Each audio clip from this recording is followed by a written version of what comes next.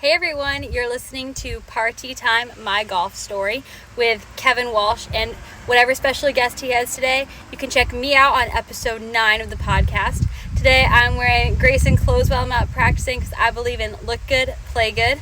And follow me on Instagram, Sophia Warren Golf, and hope you enjoy the rest of the show.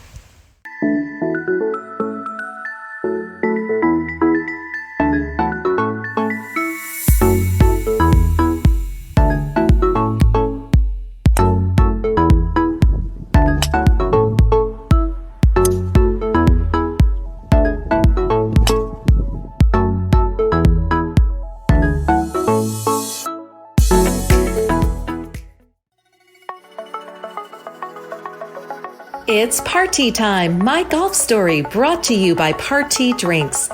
Classically designed golf drinks for golfers by golfers. And the golf real estate pros Gene Walsh and Vince Visacki. For your Southwest Florida real estate needs, check them out at suncoastdreams.com. Now here's your host, Kevin Walsh. Hey, how's it going? Man, I am excited about this recording of the podcast. When we first started the podcast about a year ago, has it been that long? A year? Yeah, it really has been. Appreciate all the support. But there was one person that a lot of people, when I told them about the podcast, what our mission, what we wanted it to be, which was introducing people who are really chasing the dream more than anything around them. And we kind of hitched our wagon to the West Florida Golf Tour. Many pros in the Sarasota area say, you got to have Big Mike Visacki on. And I knew we had to have him on because I saw the viral video when he qualified for the Valspar Championship in 2021. You probably saw it too.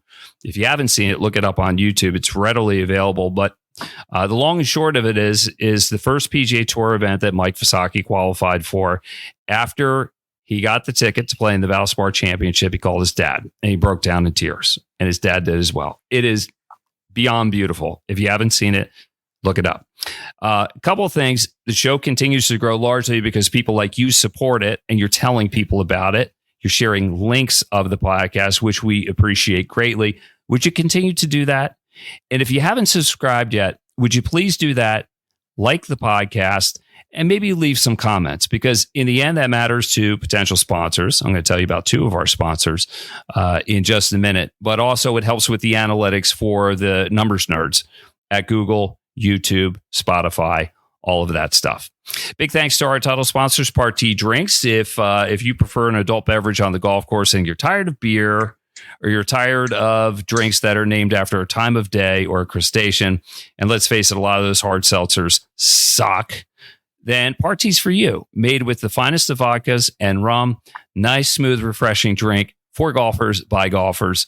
And for a list of the places in which it's sold in the greater Sarasota area and beyond, it'll be scrolling across the bottom of your screen in just a moment. And also a big thanks to the golf real estate pros, Vince Visacki and Gene Walsh from suncoastdreams.com. If your dream is to live in a golf resort community or on any golf course in the greater Sarasota area and Southwest Florida, nobody better than the team of Vince and Gene at suncoastdreams.com, a division of Fine Properties. They're based at Lakewood National Golf Club, which is where our broadcast originates from. So big thanks to everybody. All right, let's bring in the man of the year. Mike, I've been trying to get you on for a long time. And, and finally, here we are. Lots of people said, you got to talk to Mike because he has interesting stories to tell. And not just golf itself, but first things first, the date of this, we are a day removed from Hurricane Helene. Yeah. How did you do? Is everything all right? Yep. Everything at the house is good. Everything in our neighborhood's good. Parents are good. Girlfriend's parents are good. Where we are in Parish, everything is good. I know Lombo Key, where I work at right now, not so well. The Coast Guard's out there. We were supposed to probably open tomorrow, but I don't think that's going to happen. I talked to my director of golf and he said we may not open till Monday or potentially Tuesday. So hopefully everybody out in Lombo Key, Anna Marie, Siesta Key, or anybody in general, hopefully everyone's doing all right. Yeah, that's what it's all about, being safe. And we're among the lucky ones. We're all safe here at Lakewood National. We had a couple trees come down torn screen on my house. But all things considered, we dodged a bullet on that one, and we're thankful for it. Now, Mike, just before we went on the air, nature called. And the dogs got involved. And I didn't know your love of dogs, how it came to be. But what happened? Put it in your words. I want to know everything. Yeah, just before, I went and got dinner real quick, and then I knew we were coming on the on live podcast. So I was like, I got to feed them, take them out, make sure that they're all taken care of, because, we don't want any accidents in the house. Exactly. What kind of dogs do you have? Yeah, so I have 2 French bulldogs, a male Beau and a female that we just got about a month and a half ago. Her name's Birdie. Obviously, got to stick to the golfing terms. So they're great. French bulldogs. I mean, they're full of personality. I mean, is that right? Yeah. Oh, I mean, Beau will be by your side, but then he has 3 little spots on the couch that even if you're just laying there, he'll just lay in his little spot. And then now you have Birdie that will just snuggle you up until she has to go to bed pretty much. So it's nice to have both. One will be away, not always next to you, and then Birdie will always be by you and cuddling. So it's really nice. That's cool. Love of dogs. I mean, you walk in the door, you're their hero just for walking in the door and feeding them. I've had dogs my whole life, and I actually chip golf balls to my German Shepherd, which freaks some people out, but it's good playtime. Good practice. Work on the high lofted shots. Yes. And hopefully, let it bounce first before they catch it. We don't want broken teeth, but a love of dogs. I mean, who knew? I mean, glad to know that. Hey, Mike, let's get to the good stuff. What everybody knows you for. When you qualified for Valspar in 2021 and you're calling your dad, and then all of a sudden, like, that got out on the internet, you ended up on TMZ, like pretty much everywhere. Just walk me through that phone call and then when the emotion took over. I think the emotion that took over for me personally was when I made the putt and I lifted my hands up. I literally thought that I was going to fall to the ground. I literally felt like my soul came out of me. I didn't know what to do. Like, if you told me to drive a golf cart right now, I probably would have crashed into the trees or something like that, because I had no idea where I was for about 2 minutes. Making that phone call to my dad was really special. All the grind, blood, sweat, and tears that we put in together, and we still do. It was nice to finally see, a lot of hard work pay off, and obviously play in my first PGA Tour event and the closest PGA Tour event to me being in Tampa. So it was pretty special. Well, it was special for your dad as well, because I think you could hear him, and he said he was crying as well. Did you expect it to be that or it just happened? And I'm not the most emotional person, but when stuff like this that you've been dreaming as a kid, it really took both of our hearts, and we literally just we just wanted to collapse because all the grind. And I know he was probably even more tearful than me, honestly. So I mean, even just me thinking about it, it just brings back so many great memories, and hopefully soon we can have more memories together. Yeah, that's the whole point, because you're chasing. I think I almost cried when I was watching it too, because I just think when that release, it just lets everybody know how important something is to you, and seeing somebody else's joy, hearing it, seeing it, and feeling it. It just makes you joyful about life. We need more stuff like that. We need another video like that. We need you to Monday qualify. Monday qualify again. Yeah, absolutely. No, it's been kind of every time, in the last couple of years, I've seen any of my buddies that Monday qualified, I reach out to them like, guys, take advantage of it. This is a special moment, and I know exactly what you're feeling, and it's a great feeling. But, after that, you got to step up and you got to start grinding and get ready for the tournament. Yeah, it's cool that you can share that with people, because the feeling. You can empathize. You've been there before. Take me back, Mike. Where does your golf journey start? You're a Sarasota native. Take me back to the old neighborhood. Describe the neighborhood. Give me a feel for the street you grew up on. Street that I grew up on, wasn't really a lot of kids on my street. I was, we were off of Fruitville in Sarasota, close to downtown. And it was more so, when I was super young, I was a bowler, tennis player, not really much into golf. Had I picked up a golf club and hit some shots? Yes. But my first true love was bowling. I mean, I was a really, really good bowler when I was young. And then I kind of got away from it. And then my dad, I was having a tennis lesson one time, and my dad saw this couple at Bobby Jones, and he saw the husband hit 6 T-balls in the water. And goes, you know what, I can do that. And then ever since my 8th birthday, I said, I'll go and golf with you. And ever since then, about 6 months later, I started competing. So almost 22, 23 years of playing competitive golf. Right. And you turned pro in 2014. How old were you then? Yeah. So I turned professional about 3 weeks before my 21st birthday. So actually in 3 weeks is going to be 10 years. Time flies. Yeah, I'll say. And what was the tipping point? Or was it always there? Or it was just a matter of time? Yeah, I always knew I wanted to be professional. Did I start off hot as a professional? Absolutely not. I didn't win my first professional tournament until almost 2.5 years into pro golf. I remember I birdied my first hole as a professional. It was the RSM Monday Qualifier, and birdied the first hole and ended up shooting 75. So I was like, this is not a hot start, but I know if I ever hang it up or whenever, I can always say I birdied my first hole as a professional.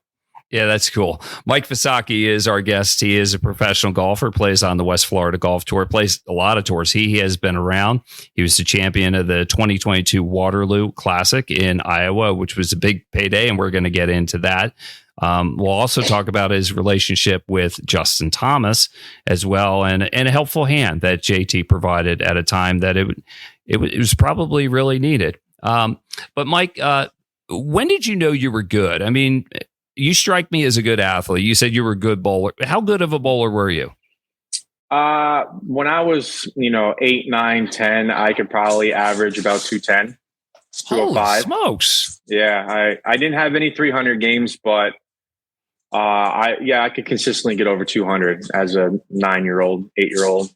Definitely. I just actually a couple months ago, just got into my first bowling league for the first time. I'm bowling every Wednesday now, 3 games, just to get the itch out. I'm bowling with a couple of buddies of mine, and it's nice, because I went probably 15 years without touching a bowling ball, and it's it's like riding a bike for the first time after not. So after 2 or 3 rounds, I just felt it. It was right in the slot, little hook spin and strikes. It's great. Still got it, huh? Still got it. Yep. I am right now averaging right around 200. My best game so far this year has been like 235. So not too bad. That's pretty good. I mean, that's something worth doing. But it sounds like the time with your buddies is probably as much fun as the competition is. Oh yeah. Well, we're in a very competitive league. Like I'm like a 20 handicap. I think like the scratch is 235 or 230. I don't really understand the numbers of it. I just chuck it and try to hit a strike every time. I think there's like 20 people that are averaging over 200 in this league. So it's a very competitive league. Ah, that's cool. Well, you talked about jumping into the pro scene and how it sounds like it was something of a wake up call, because you didn't have success early on, but you found success. You've won about 50 times professionally. What was the tipping point? When did you get over the hump and you're like, I can do this? And did you feel like you caught fire at some point? So I will say I started playing a lot better Just right around 2 years into professional golf. I was heading into Q school in 2016. I was playing really well. The golf course I was working at, Serenoa, I played 7 straight rounds, and then my highest score was 66, I want to say, for 7 straight rounds. So I was like, okay, here we go. Finished, I think, third or fourth at first stage, and I was playing really well going to second stage, and end up injuring my back in the first round of the practice round, actually, and never was able to quite heal. I had an inflammation in my lower back, and I end up playing the first 2 rounds, but I think I shot like 76, 74, but it felt like 10 under par because I could barely walk. And we were going up to the third round because it was at Southern Hills where I Monday qualified. And I tried getting out of the car the third round and I couldn't. Ugh. So I had to withdraw from that. So I think after that tipping point, then I think I started playing a little bit better. I started getting a little bit more confidence. My first win was actually at Suncoast Golf Center, where when I was in middle school, I would go there every day after school, every day, because, it would stay light. We would have lights until 10:30. So in middle school, I would get off at 4:45, 5 o'clock, get to the place by 5:30, hit 2 buckets of range balls, go chip and putt for half an hour, and then go play 18 holes. Or it's a 9-hole golf course, but we would always play it twice. So I did that for about 5 or 6 years. So it was kind of nice going back and winning there for my first professional event. That's cool. All right, I'm leading up to Waterloo here in just a moment here. Well, let's just go there right now. Yeah. 2022. Tell me about getting there, and a big payday for one, and probably came at a time that you needed it too, because money's tight if you're chasing the mini tours. Oh, hello. Hi there, Kevin. It's Gene Walsh from suncoastdreams.com. Let's talk about last week. What a week for a couple of different reasons. Where should we start? Well, we had a devastating hurricane hit our area, southwest Florida, along the coastline. We were spared here, though, in Lakewood Ranch. We're 15 miles inland. And my heart goes out to all the people out there that have damage and are suffering. We had a little damage at our house. The screen was repaired by some really good neighbors. Yes. Thank you, Don.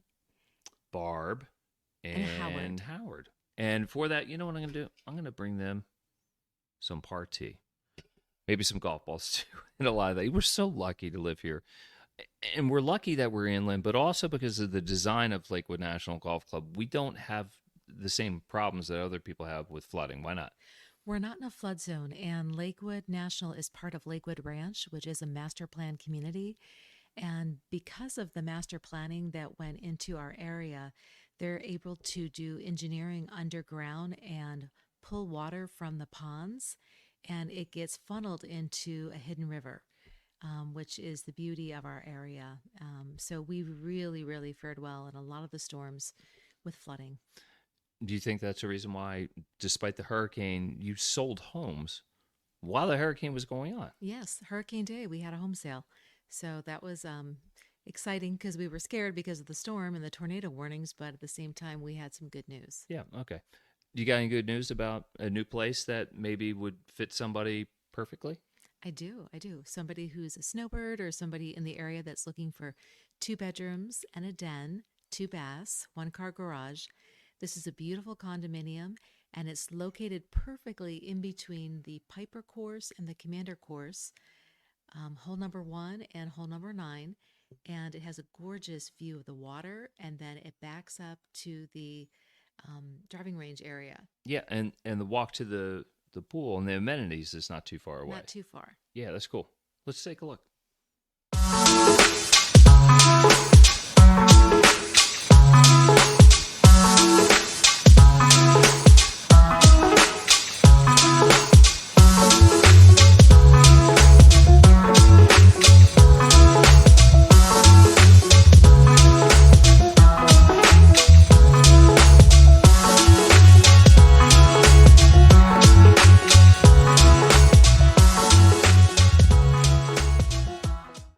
Wow, that is nice. Isn't that gorgeous? The furniture is beautiful. And guess what? It's included. It's turnkey furnished. Oh, perfect. Convenience. Love convenience. Mm-hmm.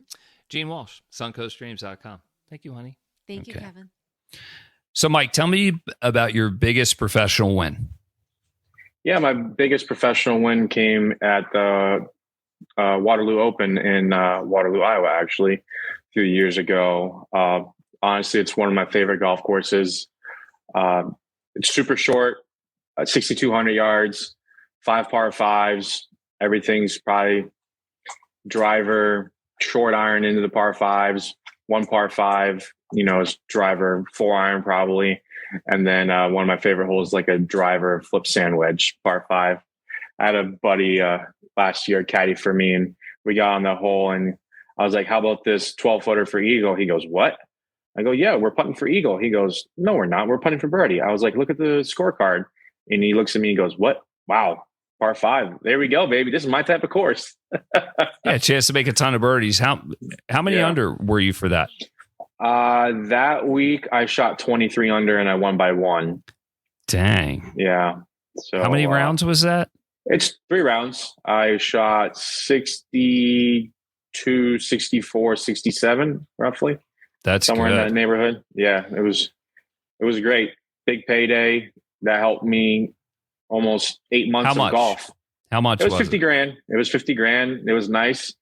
Got a check right there on the spot. Didn't have to wait like most tournaments where you keep going and then magically within a week or two you hopefully get that paycheck. There's been plenty of times where I haven't gotten a paycheck in 5-6 weeks. So it was nice to be handed your largest paycheck right there on the spot. I was nervous going into the bank, so I didn't want to go through the ATM. I was like, do I need security with me or something like that? I was so nervous, but yeah, the lady took it, my ID, and she goes, yep, you're all set. I was like, oh, wow, that was easy. How nervous were you coming down the stretch knowing that you had a chance to win and what was on the line? Because that's a huge payday, man. Yeah. Well, the difference between first and second is, I want to say, about $38,000. So it was a big difference. I knew where I was standing. I had the leaderboard after I made eagle on 14. I want to say, I think I had a 2 or 3 shot lead, and then kind of just parred my next 2, but like pars out there almost feel like bogeys. And then I 3-putted my 17, which is probably the hardest hole out there, long, 210 par 3, tough green.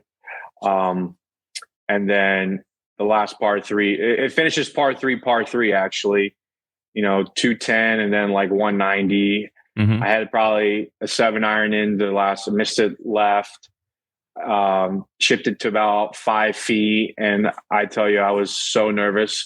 I was probably more nervous over that putt than stepping up to the first tee at the Valspar. Mm-hmm. How'd you hit it? Was it? Yeah. Did you hit it pure?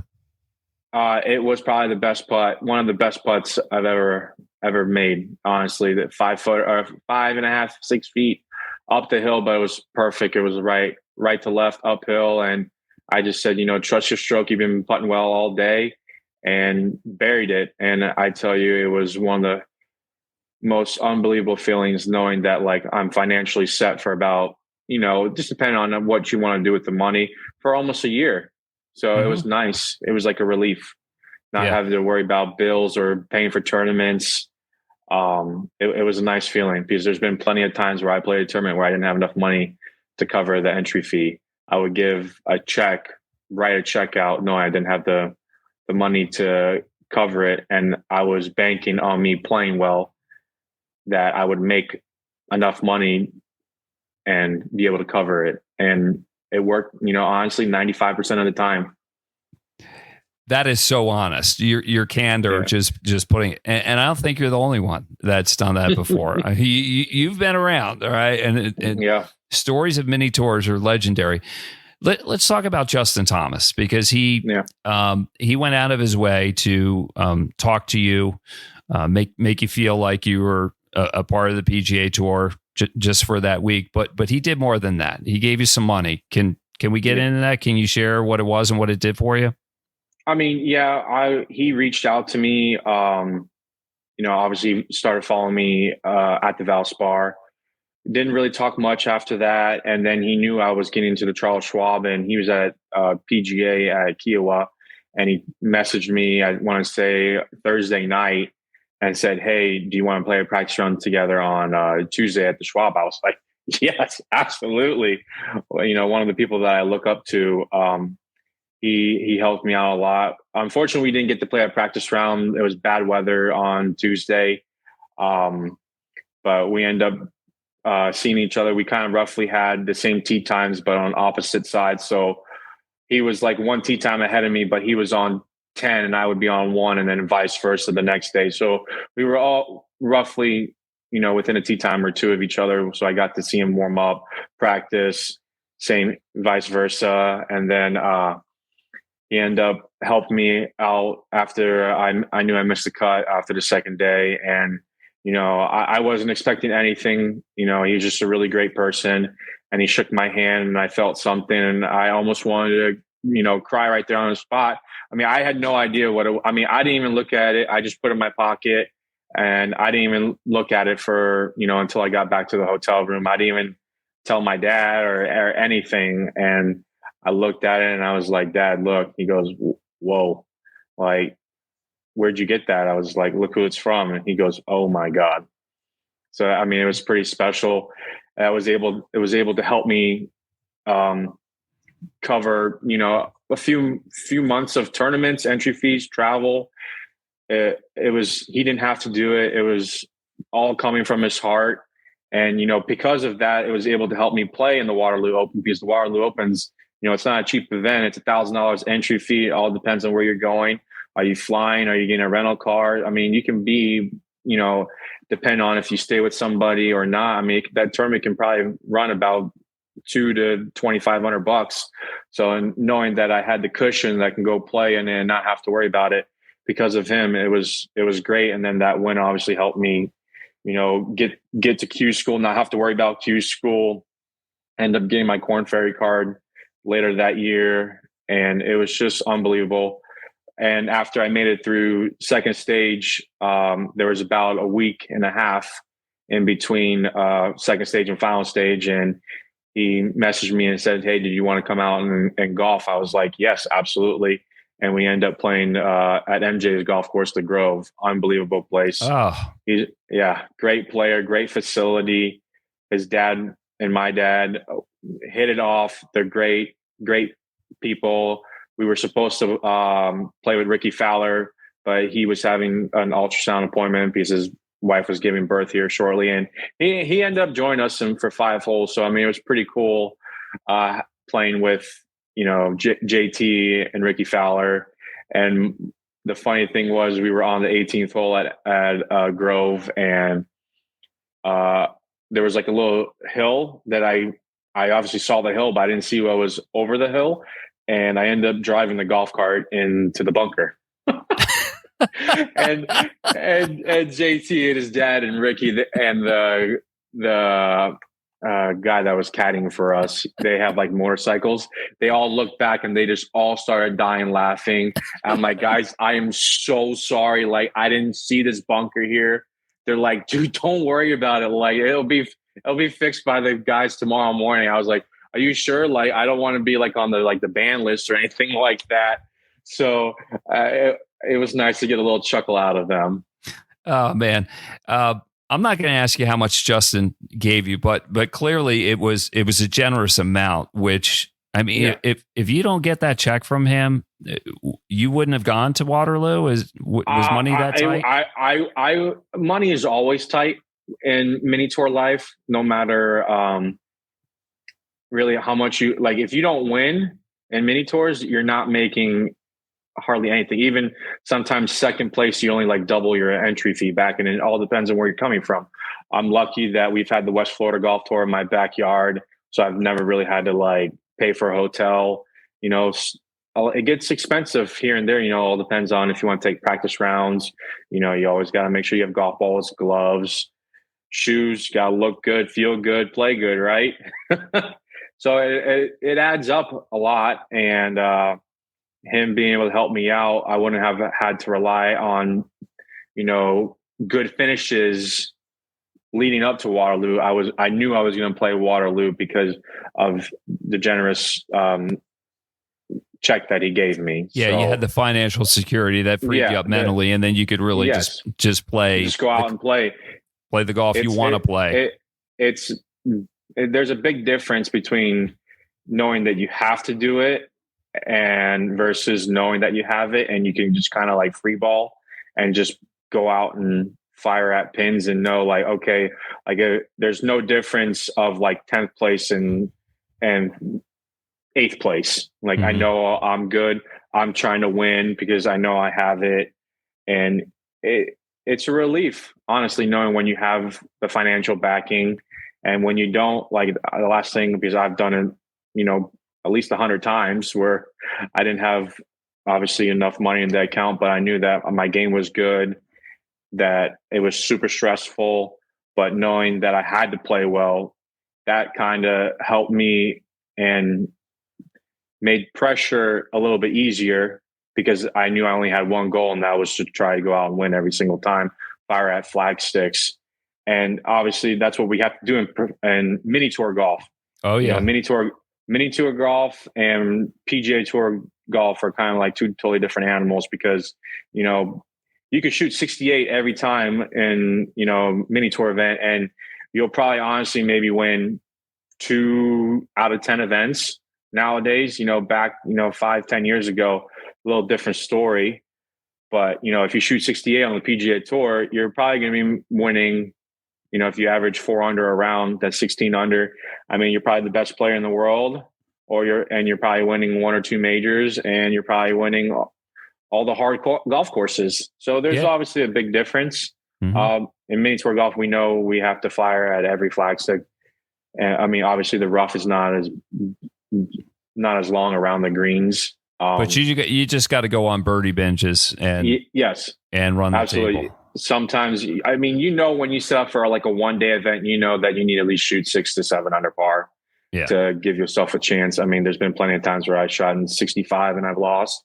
And then there's been times I've shot in 69 and I've won.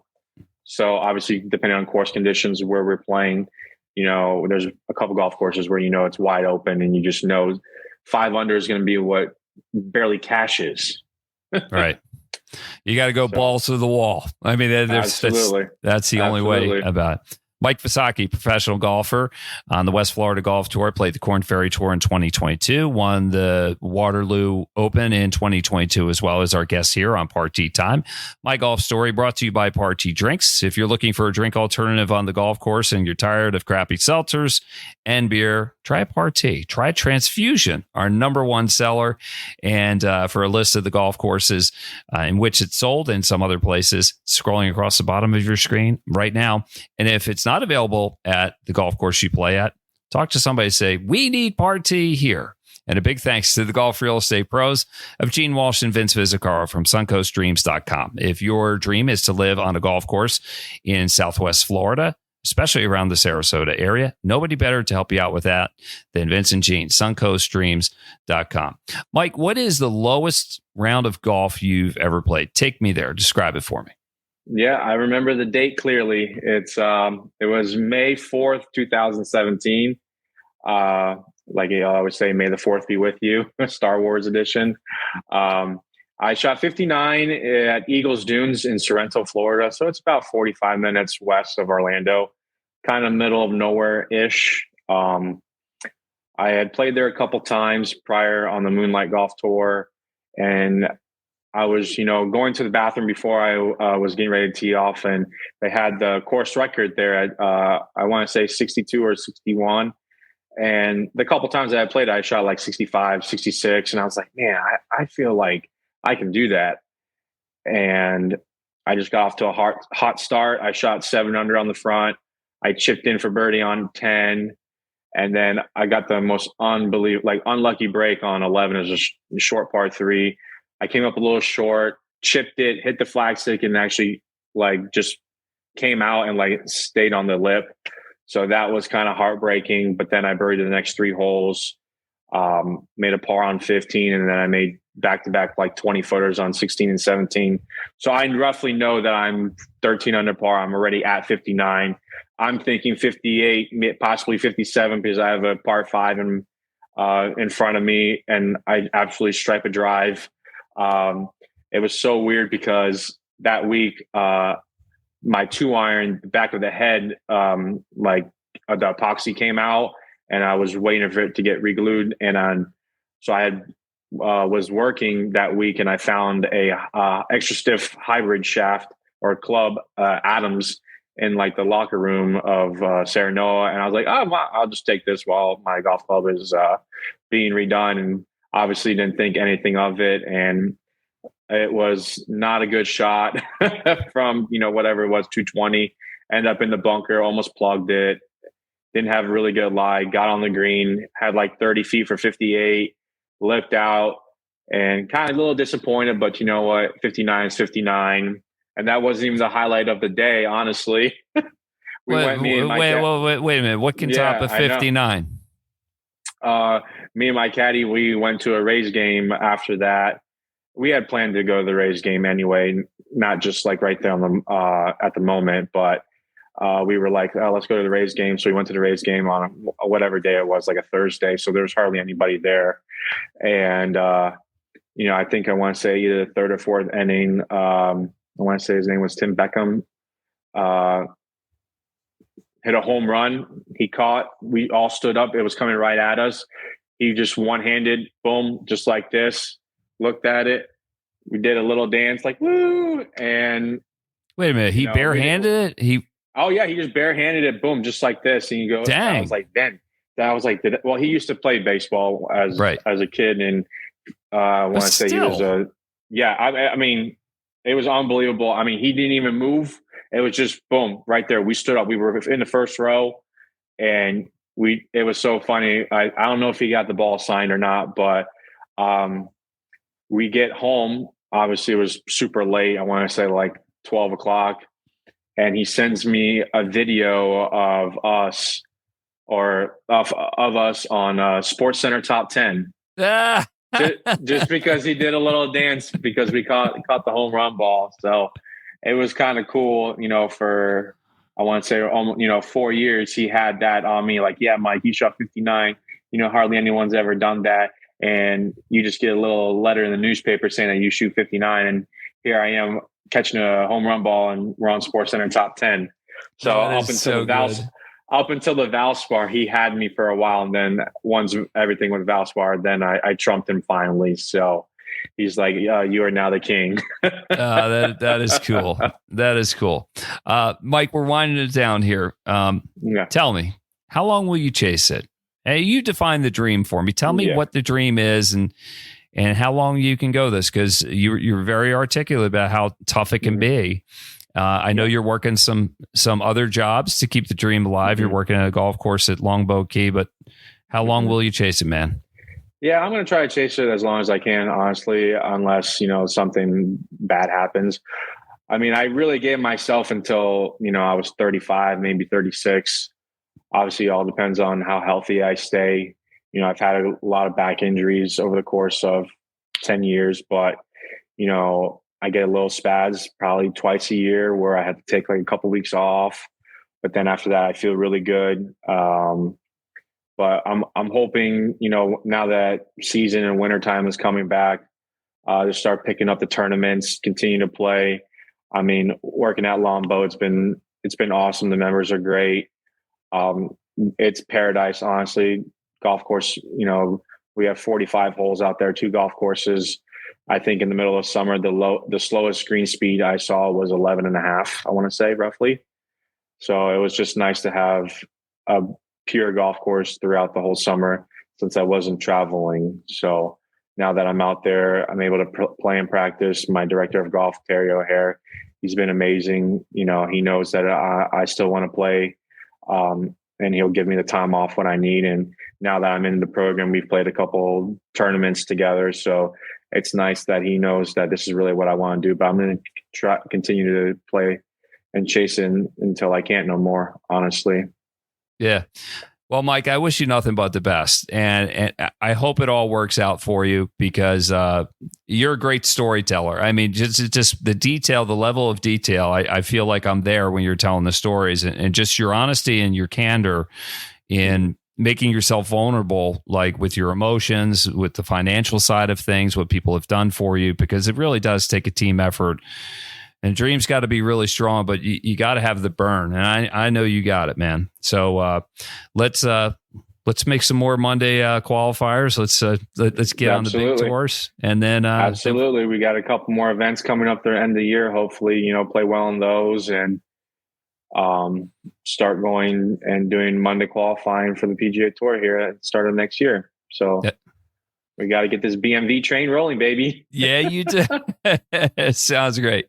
Hey, Mike, many thanks to you, and many thanks to our sponsors, Party Drinks. If you're looking for a drink alternative on the golf course, try Party.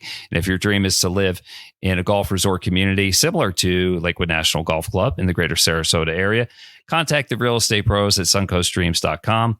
Gene Walsh and Vince Visacki, they got you all taken care of. For Mike Visacki, I'm Kevin Walsh. We'll see you again next time on Party Time, My Golf Story.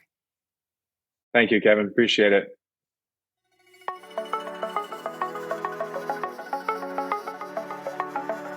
You've been listening to It's Party Time, My Golf Story, brought to you by Party Drinks. Classically designed golf drinks for golfers by golfers, and the golf real estate pros Gene Walsh and Vince Visacki. For your Southwest Florida real estate needs, check them out at suncoastdreams.com or call 941-220-4000.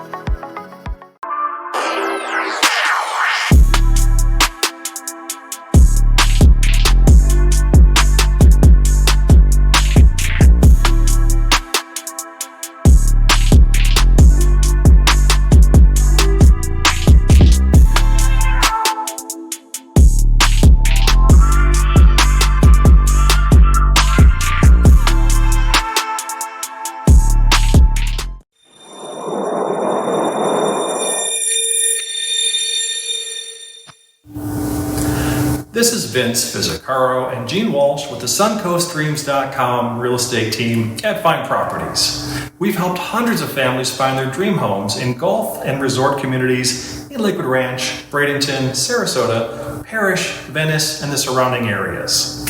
Let us be your guides to finding your dream home here as well. Learn more at suncoastdreams.com or call us at 941-220-4000.